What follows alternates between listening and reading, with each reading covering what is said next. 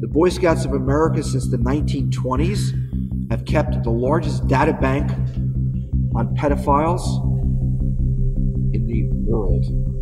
Boy Scouts of America is a century-old institution that has long been associated with leadership training and outdoorsmanship for American boys. In recent years, the group has faced declining membership, financial uncertainty, and problems related to accusations of child sex abuse against former adult volunteers.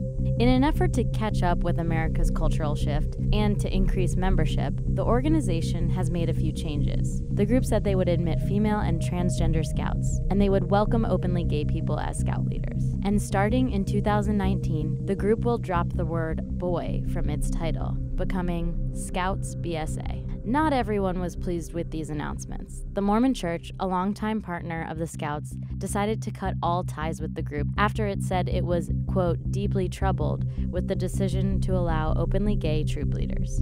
The Mormon Church was the largest participant in the Boy Scouts in the U.S., making up nearly 20% of all the Boy Scouts' 2.3 million youth members. Meanwhile, there have been dozens of lawsuits over sex abuse against the Boy Scouts in recent years, some of which have resulted in expensive settlements. Change needs to happen. We, to be blunt, need to make them bleed a little bit, the Boy Scouts, so they actually do something for a change other than hiding it. In 2012, the Oregon Supreme Court approved the release of more than 14,500 pages of Boy Scouts records that exposed alleged abuse dating back to 1965. Over 5,000 Scoutmasters have been involved in sexually abusing our young Boy Scouts throughout America. Over 120 pedophiles have been identified in the state of New Jersey, and the Boy Scouts have fought in courts around the country to keep these files private. Since 2008, the organization has been a defendant in at least 200 federal lawsuits, many alleging abuse of young members. Some lawsuits are still playing out in court.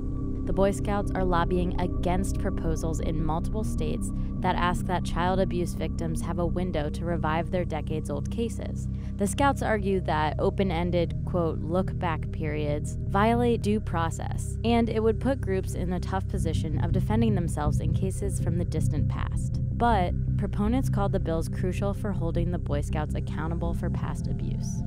The Boy Scouts say they've taken critical steps to protect children, including screening adult leaders, requiring them to undergo training, and mandating that they report signs or suspicions of abuse.